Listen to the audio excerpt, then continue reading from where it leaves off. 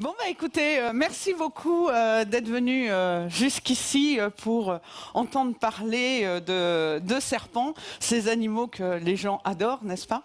Donc, et qui font peur. Donc à la plupart des gens. Donc, je m'appelle Françoise Sercollet, je travaille donc au Muséum national d'histoire naturelle dans le service du patrimoine naturel. Donc service qui s'occupe donc justement de tout ce qui est faune, flore, géologie française avec les dom-toms. Bah écoutez, on va commencer déjà fort parce que vous savez que ce sont des animaux qui sont quand même mal aimés. Et alors, pourquoi est-ce qu'on n'aime pas les serpents? Il faut quand même savoir que depuis plus de 2000 ans, dans notre civilisation judéo-chrétienne, la Genèse, c'est la faute d'Ève, donc le péché originel. Donc Ève qui a croqué cette fameuse pomme, et depuis, on a perdu le paradis originel, on a perdu l'immortalité. Nous, les femmes, on accouche dans la douleur à cause d'un serpent.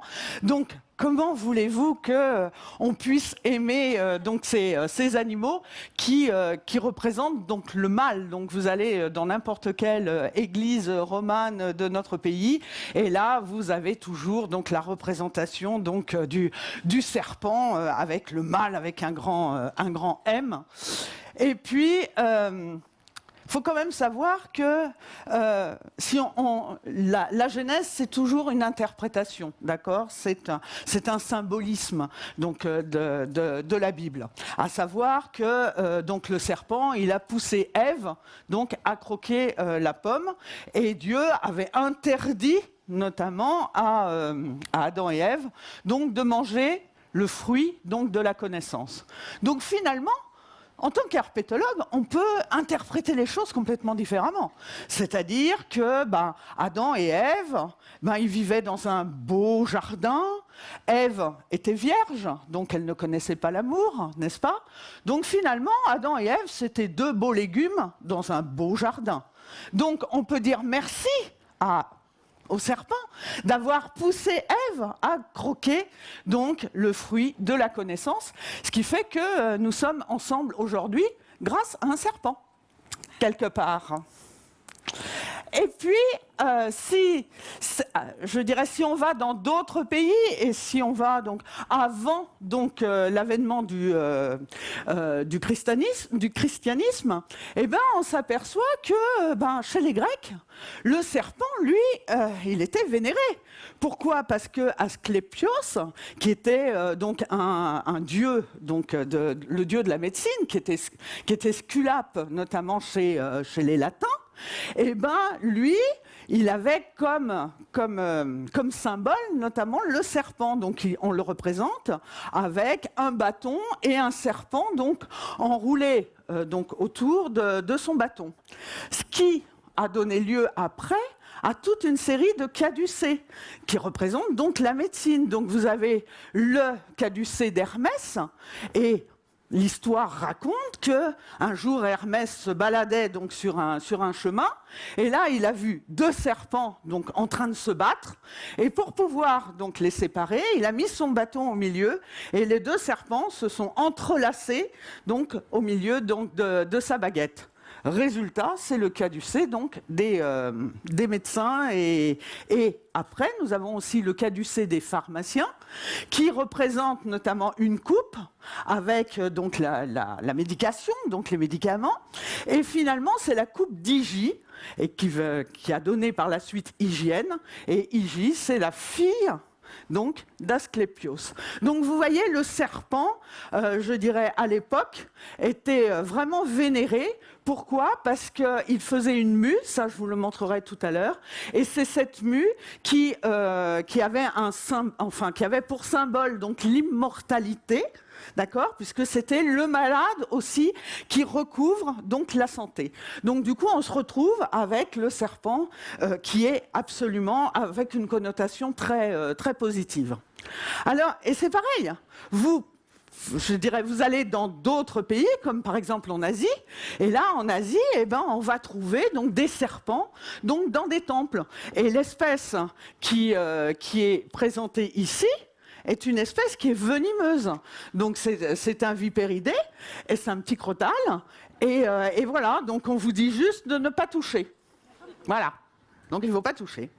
Et puis, pareil, vous avez donc une histoire, notamment chez le bouddhisme, enfin dans la religion bouddhiste et dans l'hindouisme, qui raconte qu'un jour, Bouddha s'est endormi en plein soleil. Et là, il risquait d'y passer à cause du soleil et donc de l'insolation. Et le serpent, il a vu donc que Bouddha était en danger. Et donc il s'est rapproché de la tête de Bouddha. Et donc, comme c'est un cobra, il a déployé donc son capuchon au-dessus de la tête de Bouddha pour lui faire un parasol.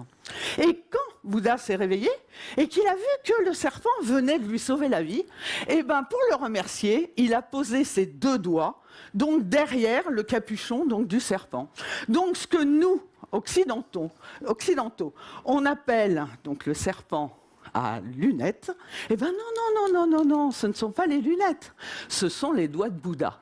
Donc vous voyez, je dirais, d'une civilisation à une autre, on va voir donc le serpent franchement vénéré ou alors franchement détesté. Ok ?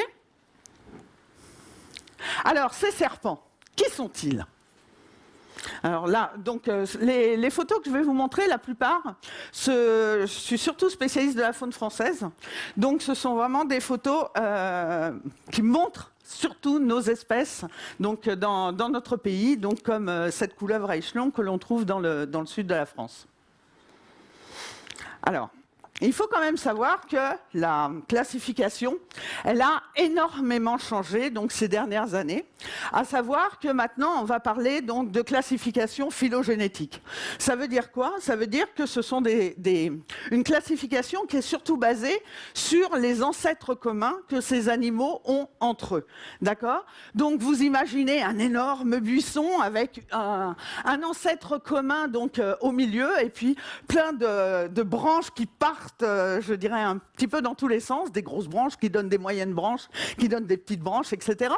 Et on va avoir donc une branche qui va s'appeler donc les tétrapodes, à savoir donc les animaux qui ont ou qui ont eu donc 4 pattes, avec une branche vers les lys amphibiens, donc les grenouilles, les crapauds, etc. Et puis une autre branche qui va mener vers ce que l'on appelle donc les amniotes.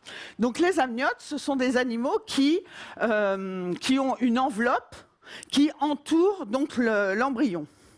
Et puis donc une branche vers les mammifères, et puis une branche pour ce qui nous intéresse aujourd'hui, à savoir donc ce que l'on appelle, si ça veut bien, les sauropsidés. Parce que le terme de reptile n'existe plus, et vous allez voir pourquoi par la suite. Donc, si on veut parler de reptiles en général, avec tout ce que je vais vous montrer après, on va utiliser donc le terme de sauropsidés. Donc là, à partir de là, on va avoir donc une branche qui va mener vers ce que l'on appelle les diapsidés. Ce sont des animaux qui ont donc 2 fosses temporales donc, au niveau de la tête, vers donc, les tortues. Et puis une branche qui va mener vers ce que l'on appelle les squamates. Les squamates, ce sont donc les lézards. Et dans le grand groupe des lézards, on a le groupe donc, des serpents. Une autre branche vers ce que l'on appelle donc les sphénodontes, donc les rhincocéphales. Ce sont des animaux qui ne vivent plus que sur quelques îlots autour de la Nouvelle-Zélande. Et puis, ce qui a vraiment changé, ce sont donc les archosauriens. Et donc, dans les archosauriens, vous allez trouver donc les crocodiles, alligators, caïmans, etc. Et vous allez trouver les oiseaux. Donc, comme on disait très très bien ce matin, donc les oiseaux, ce sont les dinosaures actuels et ils sont phylogéniquement beaucoup plus proches donc, des crocodiles qu'ils ne le sont des tortues par exemple. Donc, quand on parle donc, de reptiles, donc soit on va parler de reptiles, donc en général, ce qui va inclure donc les oiseaux, et donc dans ces cas-là, on va utiliser donc le terme de sauropsidés. Soit on va exclure donc les oiseaux, et du coup on va parler donc de reptiles non aviens, c'est-à-dire de reptiles sans les oiseaux. Donc aujourd'hui, si je parle moi de reptiles aujourd'hui, je vais parler donc de reptiles non aviens, d'accord? Je laisse les oiseaux à ce matin. Alors, ce sont tous des animaux à température variable. Ça veut dire quoi? Vous avez déjà vu donc peut-être un serpent en train de se dorer la pilule, voilà, donc en plein soleil. Pourquoi? Parce que ce sont des animaux qui sont dits ectothermes. Ça signifie quoi? Ça veut dire que toutes les fonctions physiologiques de ces animaux dépendent de la température extérieure. Donc, s'il fait chaud, le corps de l'animal sera chaud. S'il fait froid, le corps de l'animal sera froid. Et si, dans notre pays, ben voilà, ça commence à cailler, on est en plein hiver, et ben les animaux donc, vont tomber donc, en léthargie, ils vont tomber en hibernation, on ne va plus les voir et on ne les verra qu'à la sortie donc, de l'hiver, dès que les jours se rallongent un peu et qui commencent donc à faire un petit peu meilleur. Donc, quand j'entends dire que les serpents sont froids, gluants, visqueux et que ce sont des animaux à sang froid, comme on dit, et bien ça, vous oubliez. Déjà, c'est une grosse bêtise parce que, je vous dis, ils peuvent être chauds s'ils sont, en plein soleil. Donc, tout ça, vous oubliez.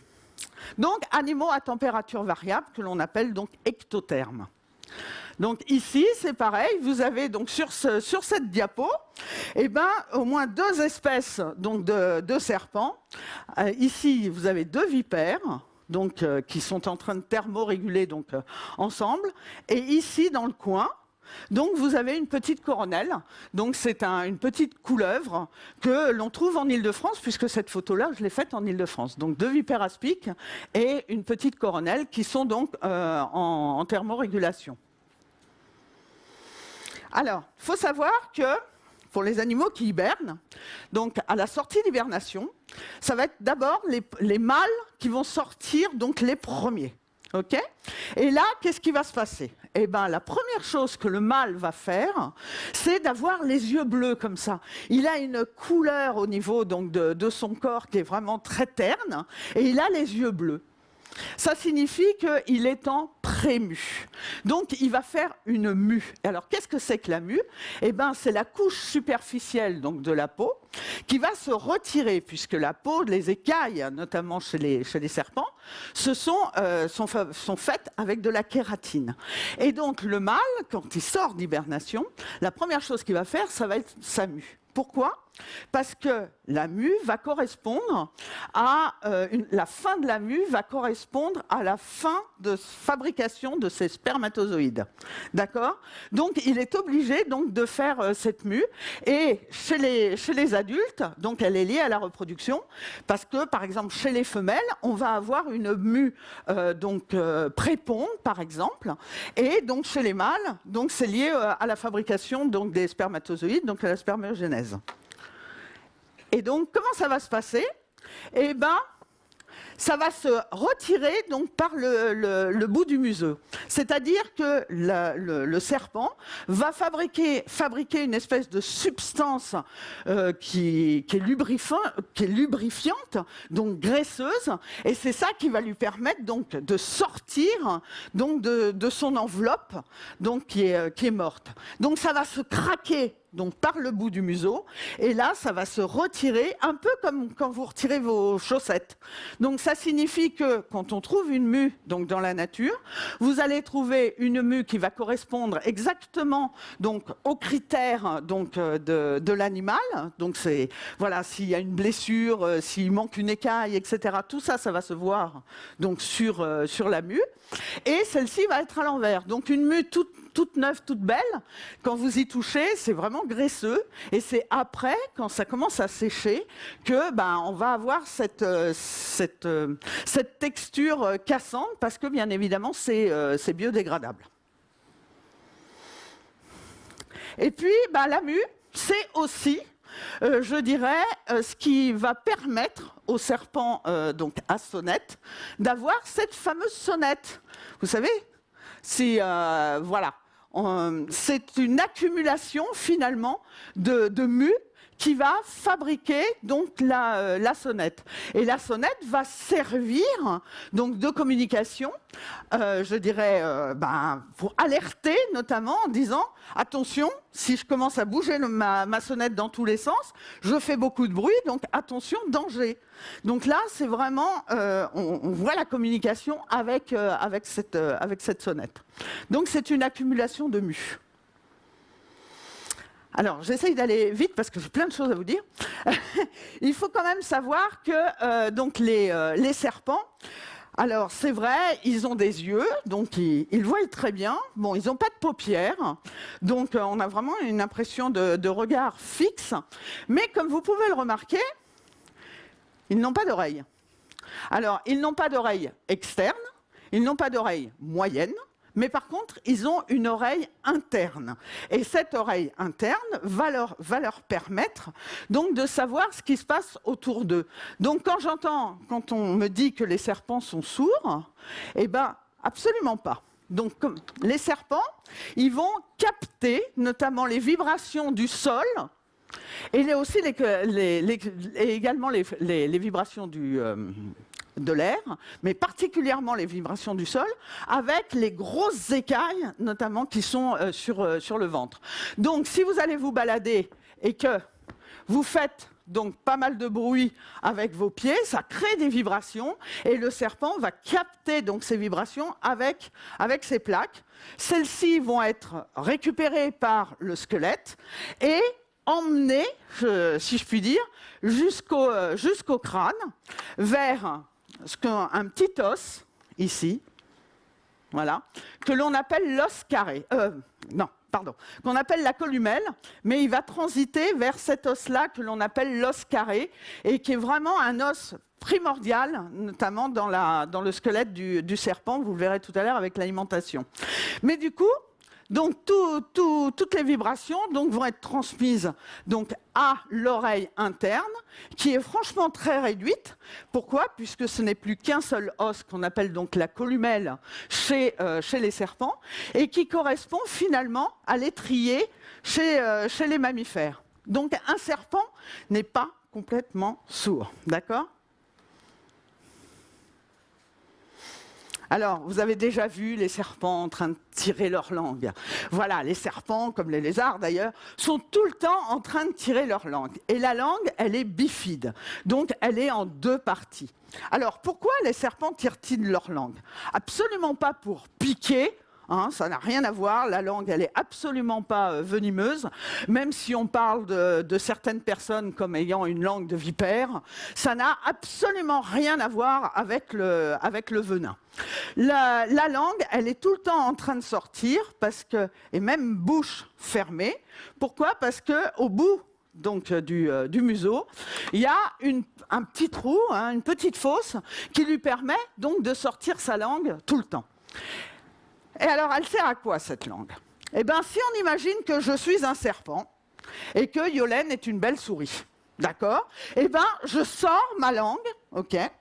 Et là, elle est en deux parties. Donc, ma partie droite va capter donc, les odeurs de la souris beaucoup plus que ma partie gauche. On est d'accord?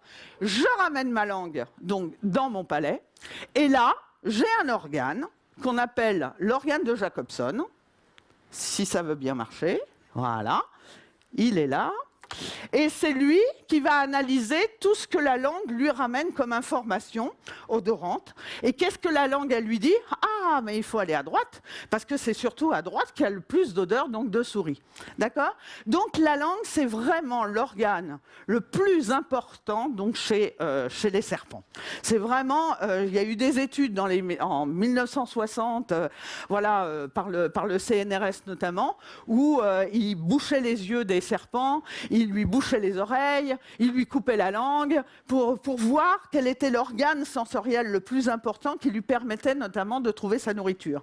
Eh bien, c'était le fait donc, de ne plus avoir de langue, même s'il arrivait à voir, même s'il arrivait à sentir quand même avec ses narines, eh bien, l'animal était incapable de trouver sa nourriture et finissait donc par mourir de faim. Donc vous voyez, la langue, c'est vraiment quelque chose de très très important chez l'animal. De plus, Comme je vous disais tout à l'heure, ce sont des animaux donc, à température variable, où donc la température va avoir une influence sur toutes les fonctions physiologiques donc, de ces animaux. Et notamment, vous avez donc des espèces, comme ici, là en Guyane, où vous avez donc, chez ce boa, donc plein de petits trous autour donc, de la bouche, ou alors, chez cette espèce de crotale également qu'on trouve en Guyane, restons en France, eh ben, vous avez donc d'une part la narine, ici, et l'œil, et entre les deux, donc un petit trou que l'on appelle donc une fossette thermosensible. Ça veut dire quoi? Ça veut dire que, je vais me reprendre encore comme exemple, à savoir que je suis un serpent. Okay, et que, mettons que cette pièce soit chauffée à 20 degrés. Vous êtes des humains, vous n'êtes pas malade, donc votre température corporelle, elle est de 37 degrés.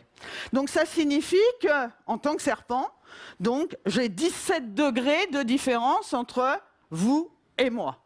Et bien ces petits trous vont capter donc les différences de température qui existent entre donc l'animal et la proie, et sont capables de capter des différences de température au millième de degré Celsius. Donc vous vous rendez compte, c'est franchement hyper important. Ça signifie que le serpent, avec ses yeux, avec ses thermorécepteurs, avec ses plaques ventrales, avec sa langue, c'est exactement où vous vous trouvez, alors que vous ne l'avez pas encore repéré. Donc vous voyez des organes vraiment des organes sensoriels hyper développés. Au niveau du squelette, on a vite fait le tour. Hein. C'est vraiment un squelette qui est très simplifié. Pourquoi? Parce que il est composé d'un crâne, de vertèbres ici, et à chaque vertèbre, vous avez une paire de côtes. Donc finalement, les arêtes là que vous voyez, ce sont les côtes donc, de l'animal. Et puis, on va avoir donc différentes dentures qui vont exister donc chez les serpents. Donc, vous avez des serpents qui ne vont pas avoir donc, de crochets venimeux, donc d'appareils inoculateurs donc de venin, et que l'on va appeler donc des aglyphes. Donc, voilà à quoi ça ressemble. Et comme vous pouvez le remarquer, les dents donc, des serpents sont vraiment incurvées donc, vers l'arrière.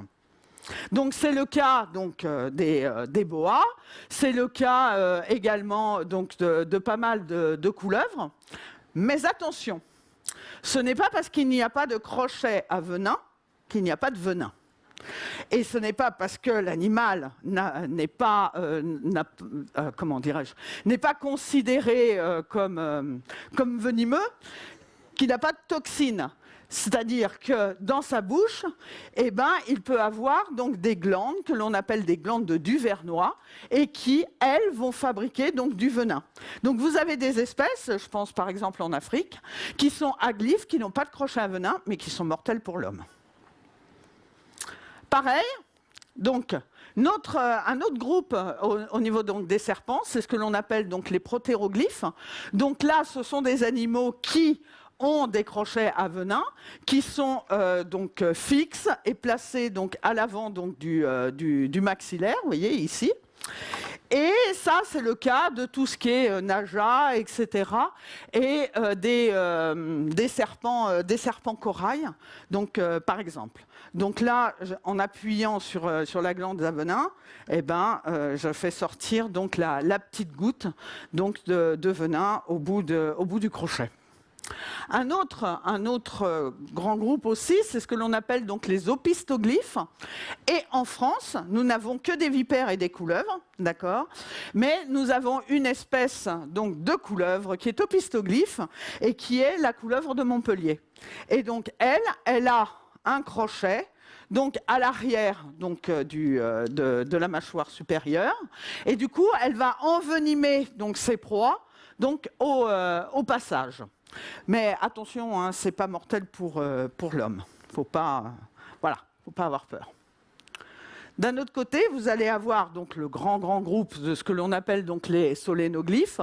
Donc les solénoglyphes, ce sont les vipères, d'accord, ce sont les crotales, qui vont avoir là donc des crochets qui sont fixés donc sur un maxillaire qui est très court, et au repos. Donc les crochets sont dans une gaine et sont rabattus à l'intérieur donc de la bouche donc du serpent. Donc quand celui-ci va pour mordre, il ouvre donc la gueule, ça projette donc le maxillaire en avant, qui projette bien évidemment donc les crochets. Et là, quand il y a morsure, il peut y avoir donc envenimation, c'est-à-dire que le serpent peut injecter donc son venin comme une seringue. Donc voilà, encore une fois, ici j'appuie donc sur la glande à venin donc du serpent pour faire sortir donc la goutte de venin. Et là, on voit bien donc la gaine qui protège donc le crochet. Alors voilà, sur cette reproduction donc du muséum. Ici, donc, vous avez donc la glande à venin où se fabrique donc le venin. Le venin, c'est quoi? C'est un cocktail finalement d'enzymes et de protéines. Et donc du coup, le venin va passer par cette espèce donc de tuyau, va rentrer à l'intérieur donc du crochet. Et au bout du crochet, il y a un petit trou. Et c'est par là que donc va sortir donc le venin. Et puis chose quand même rigolote, c'est que s'il casse un crochet ou s'il le perd, vous en avez d'autres en dessous, voilà, qui servent donc de remplacement. Parce que le venin, c'est quelque chose de très important pour l'animal. Le venin, ça sert pas, je dirais, à tuer les humains. Donc voilà, un serpent, il ne va pas vous courir après pour essayer de vous mordre. Il a autre chose à faire dans sa vie que de cavaler après les humains. D'accord? Et encore moins d'aller paumer son venin pour nous, qui ne sommes absolument pas donc, des proies pour ces animaux. Donc le venin, ça va servir à tuer, immobiliser donc, le plus rapidement possible la proie, et ça va servir donc à la digestion donc de celle-ci. Pourquoi? Parce que le serpent, lui, quand il mange l'intégralité donc de la proie. Il ne va pas faire comme les rapaces, il ne va pas recracher donc sous forme de pelote de réjection le squelette, les poils, etc., etc. Lui, il va franchement tout digérer. Donc là, on a une vipère qui mange un micro-mammifère. Alors, je vais vite faire une petite parenthèse quand même sur savoir faire la différence entre une vipère et une couleuvre, puisque nous sommes quand même donc, dans notre pays où on a des vipères et des couleuvres. Donc, une vipère, on la reconnaît. Comment? Déjà parce qu'elle a une pupille qui est verticale comme un œil de chat.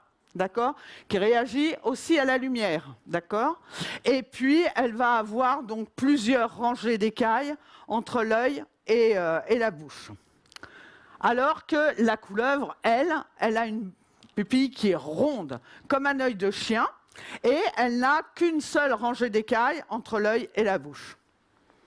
De plus, les vipères, sur la tête, elles ont vraiment de toutes petites écailles, alors que chez la couleuvre, vous avez vraiment de grosses plaques céphaliques, et notamment 9 grosses plaques, d'accord?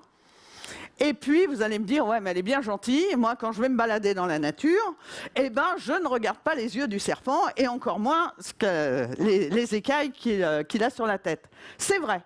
Généralement, quand vous allez vous balader dans la nature et que vous voyez un serpent sur le chemin, qu'est-ce que vous voyez? Le serpent qui fuit. Pourquoi? Parce que les serpents, ce sont des trouillards. Mais alors, il n'y a pas plus trouillard qu'un serpent. Donc, la première chose que le serpent il fait, c'est vraiment de s'enfuir. OK? Et là, qu'est-ce qu'on va voir? On va voir la queue, notamment du serpent. Et la queue, c'est vraiment un critère d'identification parce que plus elle est raccourcie, et plus c'est une petite queue, et là, on va avoir affaire notamment à une vipère. Et en France, un petit serpent, donc assez pâteau, parce que voilà, les vipères, ce sont vraiment des animaux placides et assez corpulents, si je puis dire, et ben, ont une queue brusquement rétrécie, et un serpent déjà de plus de 90 cm, c'est obligatoirement une couleuvre donc dans notre pays. Bien sûr, les critères que je vous donne là, c'est pour la France, hein, parce que si on passe la Méditerranée, vous oubliez ça vite fait. Et puis, la couleuvre, elle a une queue longue et effilée. Puis alors, pour les puristes, il y a un autre critère d'identification, et ça, c'est surtout si vous trouvez, par exemple, une mue, c'est l'écaille qui va se trouver au-dessus donc du cloaque. Le cloaque, c'est par là que sortent les excréments, etc., etc. Et donc, au-dessus, vous avez une écaille. Et cette écaille anale, elle est entière, donc chez la vipère, alors que chez la couleuvre, elle est divisé donc en deux parties. Donc ça, c'est si vous trouvez une mue, hein, parce que vous n'allez pas vous amuser à attraper un serpent pour aller lui regarder le cloaque, pour savoir de quelle espèce il s'agit, hein, déjà. Et sachez également que le V sur la tête triangulaire, ainsi que les zigzags, vous savez, les dessins en zigzag, donc sur le corps de l'animal, ne sont absolument pas des critères d'identification. Vous oubliez. Alors oui, ça mord, un serpent. Oui. Une vipère, ça mord. Mais ce qu'il faut vraiment, s'il y a une chose qu'il faut que vous reteniez aujourd'hui, c'est de vous dire qu'une morsure de vipère n'est pas suivie obligatoirement d'une envenimation. C'est-à-dire que la vipère, elle peut vous mordre et ne rien vous injecter du tout. C'est elle qui choisit. Et un serpent ne mord qu'à partir du moment où il n'a pas le temps de fuir, à partir du moment où il est acculé. Bon, qu'est-ce qu'il a à sa disposition? Il ne peut pas vous balancer un coup de poing, il ne peut pas vous balancer un coup de pied. Donc, qu'est-ce qu'il a à sa disposition?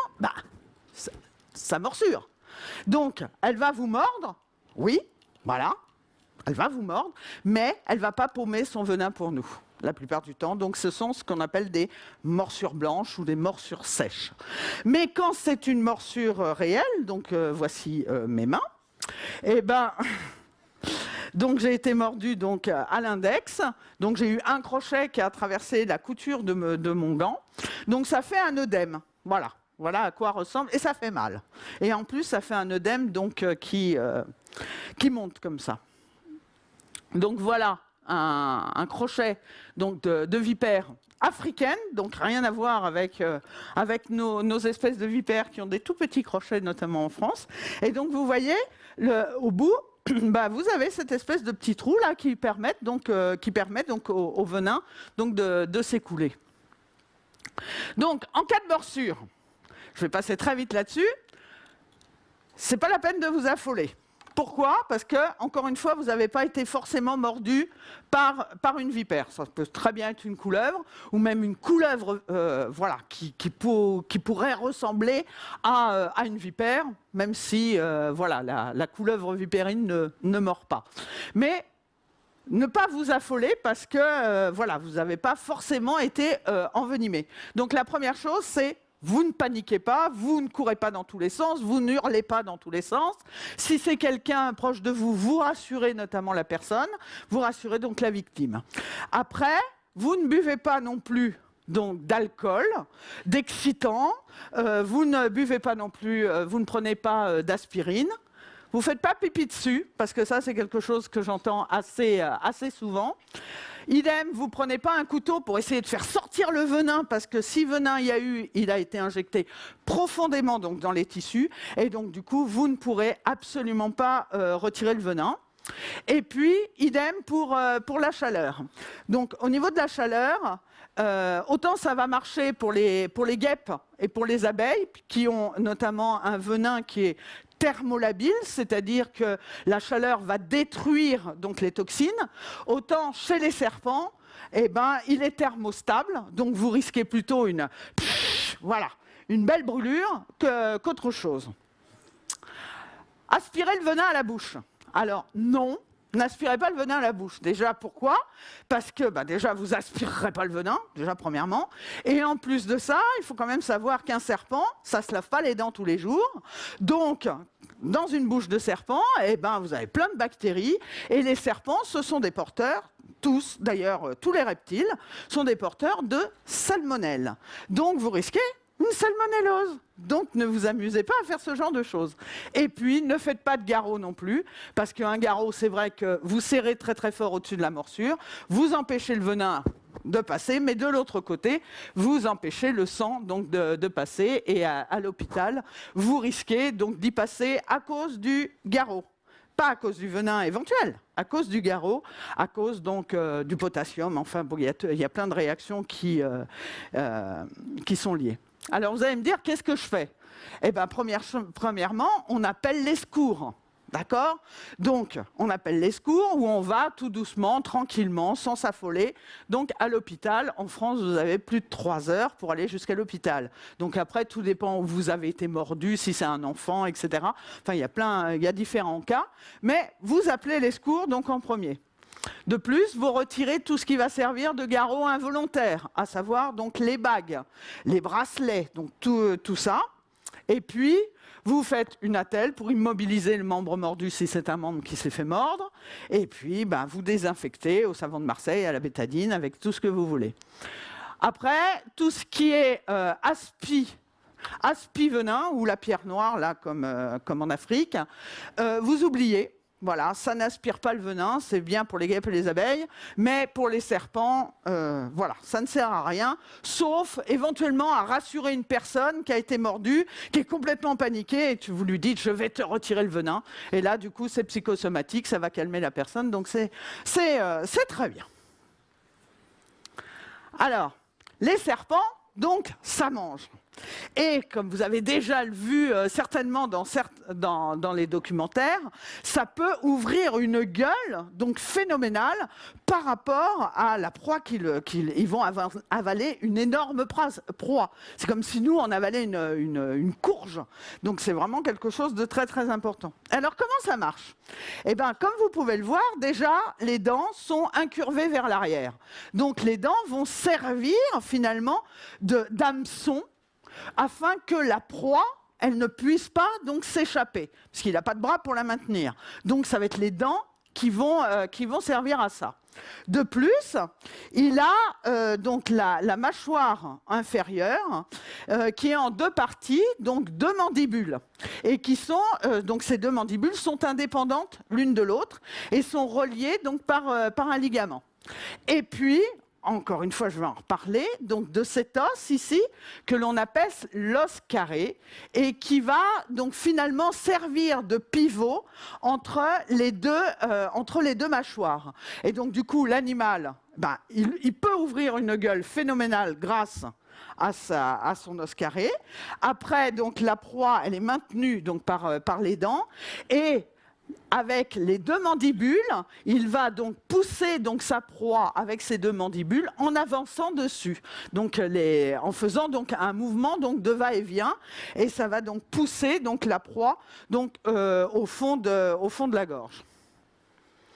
Donc, les serpents, ce sont des prédateurs. Donc ici, on a une couleuvre d'Esculape qui mange notamment un mulot. Voilà. Ici, une couleuvre helvétique, on l'appelait avant la couleuvre à collier, elle a changé de nom, qui vient d'attraper donc une grenouille. Donc vous avez vu, la grenouille, elle est mise dans le bon sens, c'est-à-dire dans le sens du squelette de la grenouille, afin que les pattes, quand elle se fait avaler, ne viennent pas coincer donc, aux entournures. Mais bon, j'ai déjà vu des serpents manger des grenouilles par l'arrière, hein, ça leur pose pas trop de problèmes.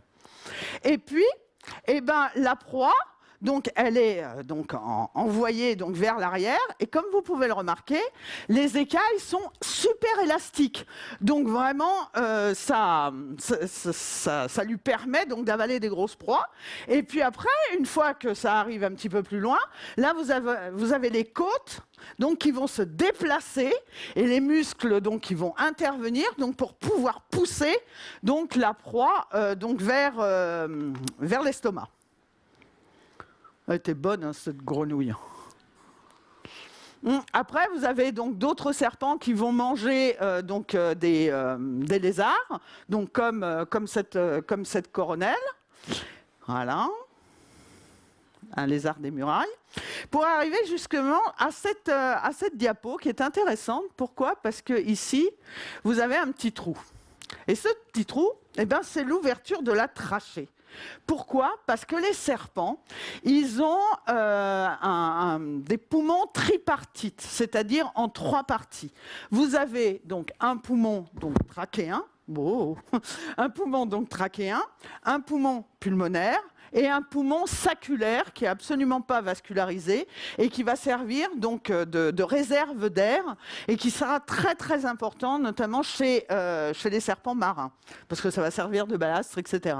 Et donc du coup, quand le serpent il mange, eh ben, il va avaler sa proie, donc vous avez donc obstruction du trachéen. D'accord? Après, il est poussé vers le bas, donc l'animal il va respirer avec la trachée et avec le saculaire, etc., etc. Donc vous voyez, c'est bien fait quand même un serpent.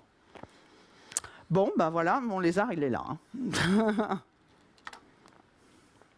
Après, vous en avez d'autres qui mangent donc des insectes, voilà. Ou alors, comme chez nous en France, nous avons 4 espèces de vipères, dont une espèce qui vit uniquement à plus de 2000 mètres d'altitude, donc dans le sud-est de la France, donc Mont Ventoux, Mont Serein, etc., et que l'on appelle la vipère d'Orsini.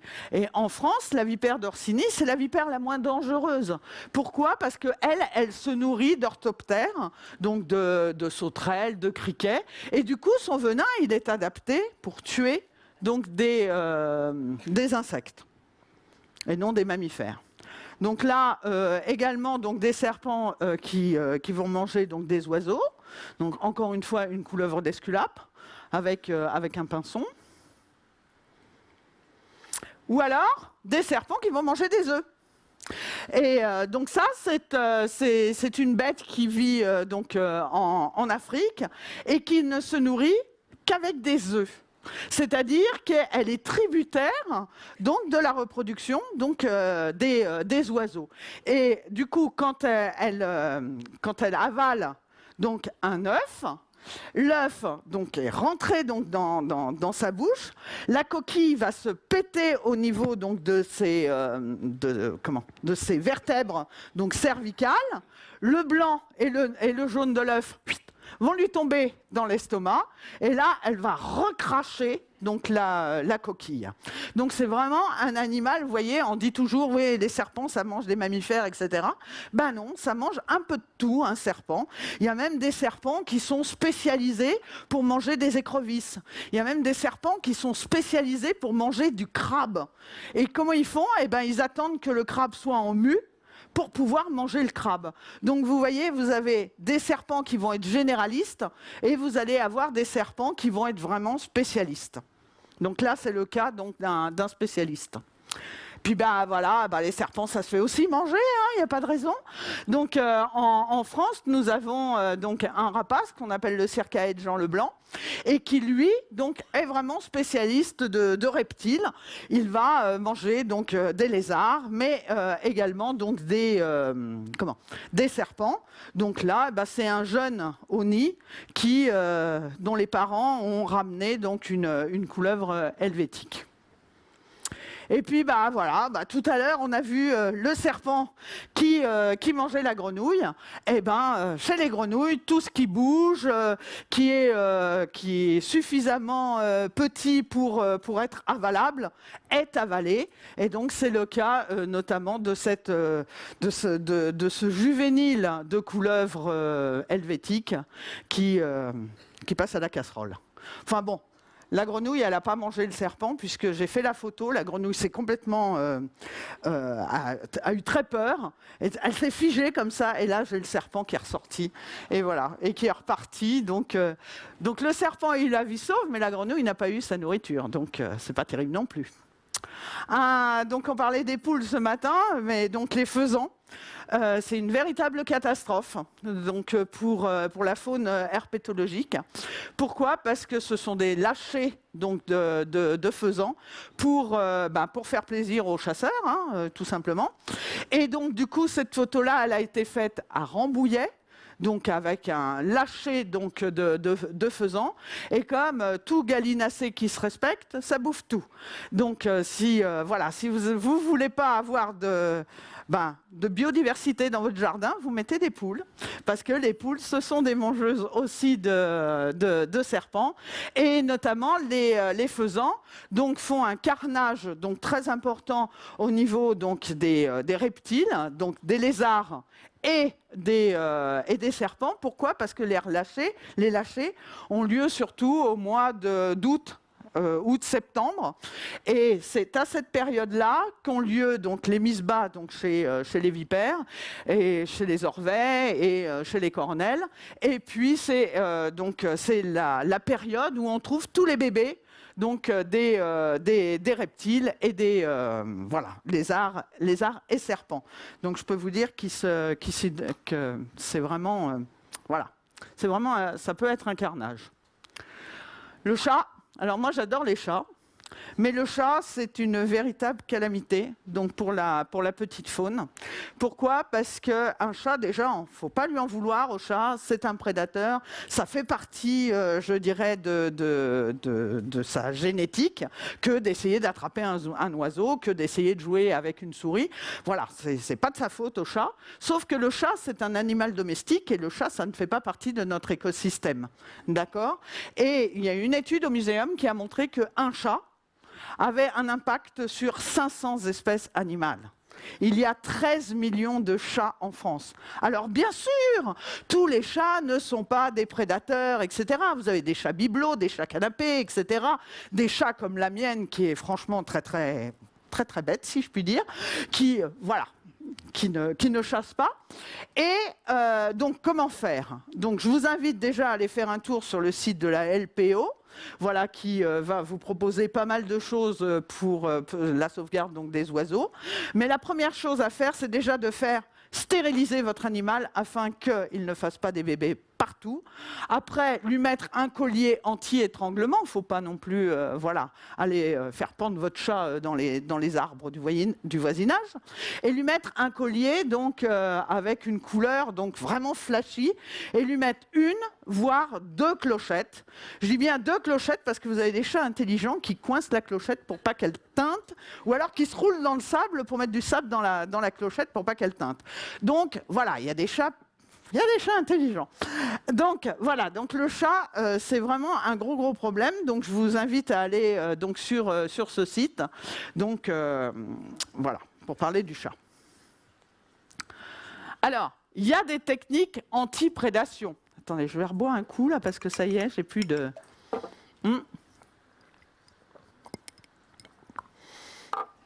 Les techniques anti-prédation, elles sont relativement simples. Donc ici, vous avez ce que l'on appelle donc une couleuvre vipérine. On l'appelle malheureusement l'aspic d'eau en France. C'est une espèce complètement inoffensive, qui est une couleuvre, qui essaye de mimer donc la vipère parce qu'elle a des dessins donc sur le dos comme beaucoup de vipères. Elle rend sa tête triangulaire, elle souffle, elle peut même attaquer, mais alors bouche fermée, c'est que du bluff. D'accord? Donc les serpents que vous voyez dans l'eau en France, ce sont des couleuvres, et particulièrement donc la couleuvre vipérine, qui est un serpent qui va manger donc des poissons, des amphibiens, etc. Donc sa façon au serpent donc de lutter contre le prédateur, c'est déjà de vider donc ce qu'il a dans son ventre, donc de régurgiter donc ce qu'il a dans son ventre afin donc de s'allonger, de s'alléger, voilà, c'est ça. Merci. Donc de s'alléger. Après, vous avez un autre serpent qui est absolument extraordinaire, qui est aussi, oui, je sais, mais voilà. Pardon? Ouais. J'essaye de finir. Et donc, Je suis désolée, mais bon, on a attendu aussi les retardataires, etc. Donc, il faut aussi que j'arrive à dire tout ce que j'ai à dire. Donc, il y a une autre couleuvre qui est absolument extraordinaire. C'est donc la couleuvre helvétique. Et alors, elle, qu'est-ce qu'elle a mis au point comme technique anti-prédation? Eh bien, c'est génial, elle va faire la morte. C'est-à-dire qu'elle va se mettre sur le dos comme ça, elle va montrer donc ses plaques ventrales, et puis elle va ouvrir la bouche, elle va laisser pendre sa langue, et elle va vider son cloaque. Et là, mais ça pue, mais alors, ça pue vraiment très très très fort. Et ça veut dire aux prédateurs, donc non charognards, c'est « Hé, oh, tu peux pas me manger, je suis pourri depuis trop longtemps, donc je suis immangeable. » Et c'est vrai que quand vous faites du terrain et que vous rentrez le soir à la maison, et là vous avez votre mari qui vous dit « Ah, tu as trouvé des couleuvres helvétiques aujourd'hui ?» Je dis « Ah bon, pourquoi ?» Je dis « Parce que tu pues. » Et ça sent vraiment très très très très très fort. Donc voilà donc une couleuvre en train de faire donc la morte. Et vous voyez toutes ces taches blanches qu'elle a sur le ventre. Et ben je pense que ça vient donc ça peut expliquer le pourquoi on pense que les serpents têtent les vaches. Je ne sais pas si vous connaissez donc cette histoire donc dans notre pays où on vous dit ah mais les serpents ils rentrent dans les étables pour téter les vipères, pour téter les vaches. Donc ce sont soit des vipères soit des couleuvres. Alors est-ce que les serpents rentrent dans les étables? Oui, bien sûr. Mais pas pour les vaches.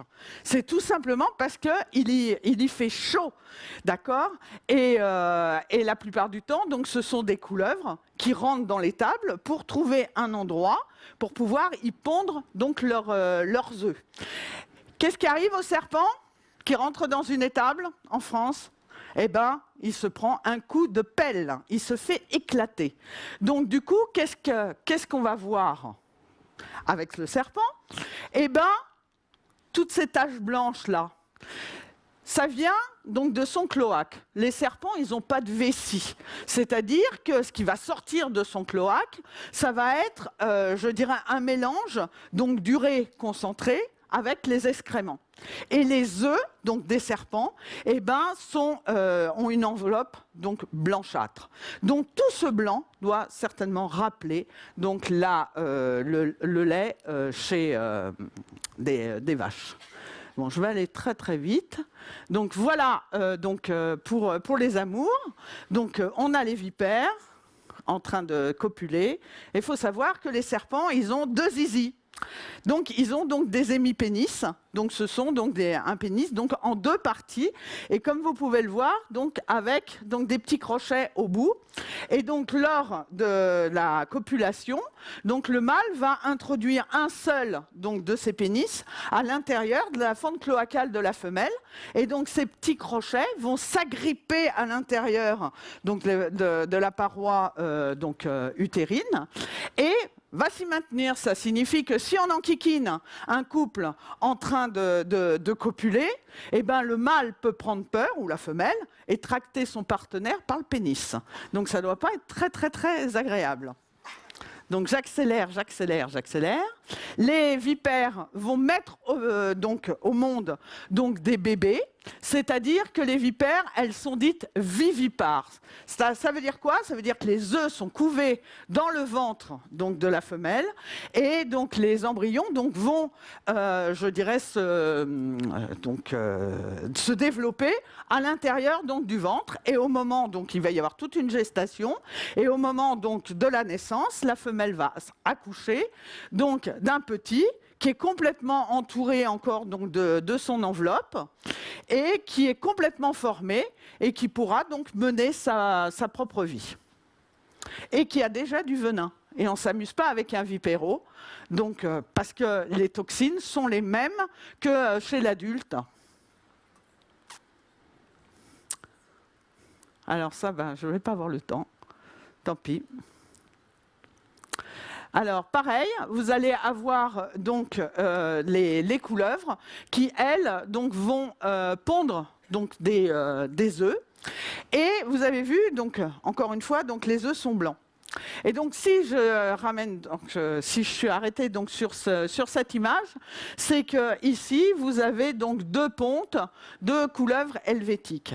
Et il s'avère que la plupart du temps, les couleuvres, elles vont pondre à un endroit donc connu, qui va servir finalement de nurserie. Donc vous pouvez avoir donc des centaines d'œufs qui sont donc au même endroit, d'accord? Et les œufs, comme vous pouvez le remarquer, sont collés les uns aux autres. Okay. Et là, on a découvert un truc absolument extraordinaire, c'est que les embryons communiquent entre eux. Donc, ils ne communiquent pas avec la mère, comme tout à l'heure avec les poules, mais ils communiquent entre eux. Et pourquoi ? Et comment ? En utilisant les battements de leur cœur. Donc, ils vont accélérer donc, les battements cardiaques pour augmenter donc, leur croissance, afin que tous les bébés donc, puissent sortir en même temps. C'est ce que l'on appelle la synchronisation. Et donc, pourquoi ils font ça ? Eh bien, tout simplement parce que si vous avez plein de bébés qui sortent en même temps, eh ben, le prédateur donc, du coin, eh ben, il ne peut pas tout manger. D'accord. Donc c'est ce que l'on appelle l'éclosion donc synchrone, qui est également connue chez les tortues marines. On en discutait tout à l'heure. Bon. Donc voilà comment donc va sortir donc un bébé. Donc la première chose, eh ben, il sort la langue pour voir un petit peu ce qui se passe. Et puis donc voilà donc un bébé qui est encore relié donc à son vitellus, qui sert donc de nourriture à l'intérieur de l'œuf, hein, comme chez les oiseaux d'ailleurs. Et puis le vitellus est relié donc au bébé par donc un cordon. Voilà, on le voit bien ici. Voilà. Et le cordon, lui, il va sécher et il va tomber. Est-ce que j'ai encore 5-10 minutes ? Ouais. Bon. Bon, alors je continue. Bon, bah, voilà, tu vois, tout le monde veut que je continue. Il y aura moins de questions. Après, je peux répondre lors de... Voilà, dans d'après. Donc ici, alors... De parler de soins maternels donc chez les serpents, il y a quelques espèces qui vont s'occuper notamment de leurs œufs, parce que la plupart du temps, elles pondent leurs œufs et puis elles s'en vont et puis adviennent ce qu'il adviendra donc de la ponte et des petits. Sauf chez certaines espèces, vous allez avoir, donc comme ici donc chez les pitons, la femelle qui va pondre ses œufs, qui va s'enrouler donc autour, qui ne va plus manger pendant tout le temps d'incubation, qui peut durer 2 voire 3 mois, ça dépend de la température extérieure, et qui va augmenter sa température corporelle par contraction musculaire. Et en augmentant sa température corporelle, elle va donc augmenter donc, la température d'incubation donc, de ses œufs. Après, une fois que les bébés vont être sortis de l'œuf, ben voilà, il leur arrivera ce qui leur arrivera. Hein. Donc elle s'en fiche un peu, si je puis dire. Et puis vous allez avoir donc un super papa ou une super maman qui est donc le cobra royal. Et le cobra royal, lui, je dirais, il va pondre des œufs, donc il va faire un nid, elle va pondre ses œufs, et le couple va garder notamment le nid.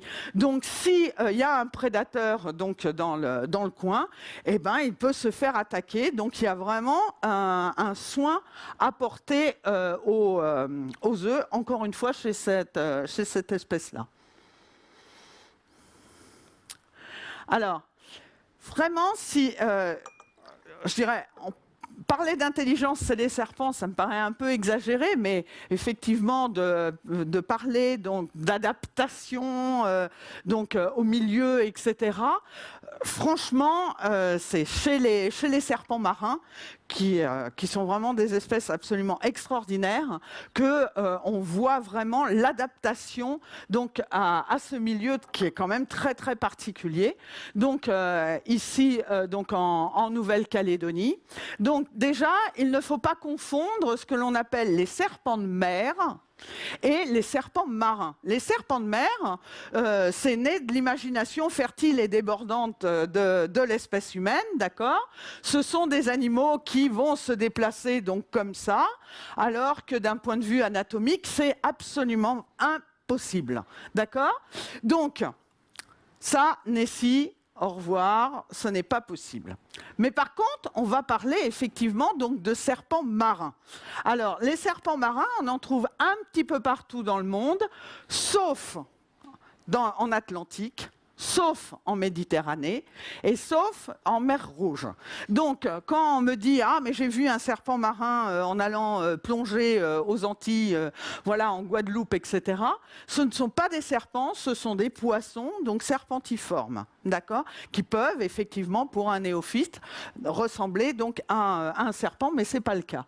Donc, tous les serpents marins sont tous issus donc des serpents terrestres, d'accord, et notamment ils viennent tous d'Australie, Asie du Sud-Est, etc. Et ils ont donc colonisé donc plusieurs fois au cours de l'évolution donc le milieu marin. Donc ils ont tous une respiration pulmonaire et je vous parlais tout à l'heure donc du poumon saculaire. Donc le poumon saculaire chez les serpents marins est hyper important parce qu'il va jusqu'au cloaque donc de l'animal. Il va servir bien sûr de réserve d'air, mais il va également servir donc de ballast pendant les plongées, etc., etc. Donc là, on a donc un serpent qui est en train de remonter donc à la surface pour respirer, donc pour reprendre donc de l'air. De plus, donc plein d'adaptations donc au milieu marin, à savoir que, ils vont avoir donc des clapets, voilà, au niveau donc des narines. Voilà, ici, donc là, les clapets, ils sont fermés, ici, ils sont ouverts. Et ça, c'est valable également pour le cloaque. C'est-à-dire qu'en plongée, il ferme tout. Toutes les écoutilles sont fermées et hop, le serpent, il peut plonger. Ils ont également des glandes à sel, donc pour pouvoir se débarrasser donc du sel. Et ils ont vraiment une adaptation extraordinaire, c'est au niveau de leur queue. Leur queue s'est aplatie donc latéralement, donc en forme de palette donc natatoire, et c'est cette palette qui va leur permettre donc de se déplacer donc dans le milieu marin. Donc après, vous allez avoir deux grands groupes donc chez ces serpents marins. Ce que l'on appelle donc les serpents marins amphibies. Donc ce sont des serpents marins qui vont aller uniquement donc dans la mer pour chercher leur nourriture, ils vont manger des poissons et là après ils vont ressortir donc de la mer pour aller thermoréguler comme ici. Donc voilà, là vous en avez plusieurs. Il y en a un ici, un ici, un ici. Donc ça c'est en Nouvelle-Calédonie et donc ils vont pondre également donc leurs œufs donc sur la terre ferme. Et vous allez, alors en voilà un autre, donc en thermorégulation, donc là dans la végétation. Et puis vous allez avoir donc les serpents marins vrais, voilà, qui sont donc des serpents qui, eux, ne vont jamais quitter le milieu marin. D'accord ? Donc, du coup, ils vont manger, ils vont faire leur mue, ils vont s'accoupler, ils vont faire des bébés puisqu'ils sont vivipares. Donc, dans ces cas-là, ils ne peuvent pas pondre des œufs. Les œufs, c'est poreux. Donc, du coup, ils ne seraient pas viables. Et donc, ce sont des animaux qui ne vont jamais plus sortir donc, du milieu marin. Et d'ailleurs, le serpent le plus commun au monde est un serpent marin et que l'on appelle notamment la pélamide. Et c'est un animal qui est pélagique et que l'on trouve franchement un peu partout sur notre planète. Voilà. Donc, comme vous pouvez le voir, donc, il y a vraiment différents milieux qui sont colonisés. Donc ici, la fameuse aspic d'eau, vous savez, celle qui fait tant peur aux gens quand ils vont se baigner, notamment dans les rivières françaises. Donc, c'est vraiment une espèce, franchement, complètement inoffensive, mais c'est une couleuvre, donc n'ayez pas peur. C'est pas pour ça que on ne peut pas trouver des vipères dans l'eau. Si la vipère elle est tombée dans l'eau, je dirais bah oui, elle sait nager la vipère, mais c'est pas son milieu à la vipère. Alors que là, pour la couleuvre vipérine, c'est vraiment son milieu. Et vous faites, je sais pas moi, les gorges de l'Ardèche, par exemple. Je dirais les serpents que vous voyez dans l'eau, c'est soit donc la couleuvre vipérine, soit la couleuvre helvétique. que je vous ai montré tout à l'heure. Donc, milieu terrestre, mais également donc des serpents qui peuvent être arboricoles, ou même certains qui sont complètement arboricoles, ou même certains que l'on pense, par exemple, je pense à l'anaconda, qui est vraiment une espèce aquatique, et ben on a trouvé des anacondas donc en haut des arbres en train donc de thermoréguler. Et puis une autre bestiole absolument extraordinaire là qui vit en Asie du Sud-Est, c'est les serpents volants. Vous avez des serpents, non pas qui volent, voilà, comme les oiseaux, mais comme cette espèce, qui va notamment se laisser tomber donc d'arbre en arbre et qui va donc passer donc d'un arbre à un autre en déplaçant donc ses côtes de façon à les aplatir et donc à planer finalement donc d'un arbre à un autre. Voilà. Et puis, vous avez des animaux aussi que l'on va trouver donc, dans les déserts. Vous le voyez, là, mon serpent? Le voyez-vous? Non, hein? Il est là. Alors, en plus gros, il est là. Là, vous avez un œil. Et donc ça, ce sont donc les serpents que l'on va trouver donc dans les déserts. Et donc notamment, ils vont avoir les yeux donc sur le dessus donc de la tête. Et là, ils chassent donc en embuscade, donc à l'affût. Il attend que la proie donc passe à côté de lui. Voilà, donc la même qui est sortie. Et vous voyez donc un déplacement donc là latéral. Alors, si j'ai encore 2 petites minutes, c'était juste pour... Parce que là, on a parlé voilà, de biologie, de comportement, etc., d'adaptation donc chez les serpents. Et je n'ai pas trop parlé donc, d'intelligence. Mais par contre, chez les lézards, quand même, il y a des trucs absolument extraordinaires. Et notamment chez le pogona, donc, ce lézard, c'est une bête qui est énormément vendue en terrariophilie, donc voilà, en captivité, il y a beaucoup de gens qui ont donc cette espèce assez commune. Et il y a eu des expériences de fait, notamment avec ce lézard, à savoir qu'on met ce lézard donc dans un terrarium avec une porte, et puis de l'autre côté de la porte, donc il y a une gamelle donc avec des insectes ou avec des vers de farine, donc avec de la bouffe. Il faut savoir que les lézards, ce sont vraiment des ventres à pattes, hein, et vraiment ils adorent manger. Et du coup, le lézard, il voit donc la bouffe donc derrière la porte. Et donc le terrariophile lui a montré comment ouvrir la porte. Et le lézard, au bout d'une bonne dizaine de fois, il a fini par comprendre comment il fallait ouvrir la porte pour pouvoir accéder notamment à la nourriture. Bon, donc il a réussi à faire ça sans problème.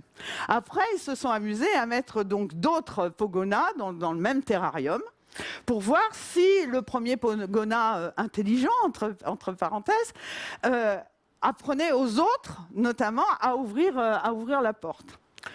Apparemment, ça n'a pas trop marché, mais par contre, ils se sont amusés à mettre donc, la vidéo donc en continu donc, du premier lézard qui arrivait à ouvrir la porte, et les autres, en regardant donc, la télé, ont fini par comprendre comment il fallait ouvrir donc, la porte donc, du terrarium. Comme quoi, pour trouver la bouffe, c'est pas mal. Et après, bon, c'est vrai que moi, j'ai vraiment un petit contact assez particulier, notamment avec les lézards. Donc là, c'est un lézard donc des souches, donc c'est une espèce française, donc protégée, hein, parce que tous les reptiles de France sont protégés, on n'a pas le droit de les tuer, bref, vous avez le droit de rien faire. Et donc, du coup, je m'approche donc en rampant donc du lézard, et je lui parle, et je lui parle, et je lui parle, et je lui parle. Et puis là, le lézard, il vient vers moi. Donc mon mari, il a trouvé la solution, il dit que c'est parce que je le saoule. Et que c'est pour ça qu'il vient vers moi. Donc voilà. Mais ça marche avec tous les lézards. J'ai tenté l'expérience avec des iguanes en Guyane, des varans en Asie du Sud-Est, etc. Et tous les lézards que j'ai eus entre les mains et avec lesquels nous avons causé, n'est-ce pas? Eh ben, j'en fais ce que j'en veux. Donc voilà. Donc je sais pas. Voilà, je les saoule. Voilà, bon, ça, ce sont donc mes bouquins. Donc là, vous aurez en dédicace donc 50 idées fausses sur les serpents. Sinon, je me suis amusée aussi à écrire un livre, voilà, où je me suis bien éclatée, à savoir donc les serpents dans toute la mythologie d'un peu partout donc dans le monde. Et puis avec donc les éditions Quae, on a lancé donc une collection de beaux livres sur la faune française, parce que j'en avais marre de voir toujours des beaux livres avec l'anaconda, le mamba, le crotal, etc. et rien sur les espèces françaises donc de chez nous. Et finalement, donc, on a sorti donc, une série donc, de beaux livres sur toute l'herpétologie et la batracologie donc, française. Merci.